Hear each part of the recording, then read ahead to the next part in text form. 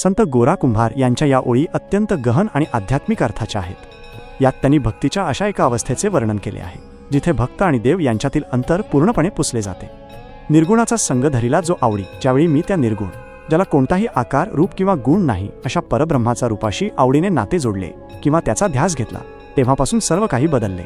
सगुण रूपाची भक्ती करता करता जेव्हा भक्त निर्गुणाशी एकरूप होतो तेव्हा त्याला चराचरात तोच दिसू लागतो।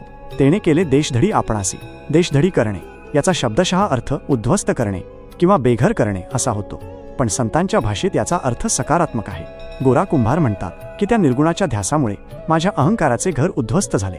मी न राहता पूर्णपणे त्या ईश्वरात विरघळून गेलो।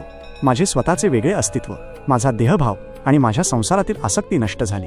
थोडक्यात सांगायचे तर जेव्हा माणूस ईश्वराच्या निर्गुण रूपाशी मनापासून एकरूप होतो तेव्हा त्याचे स्वत्व हरपते।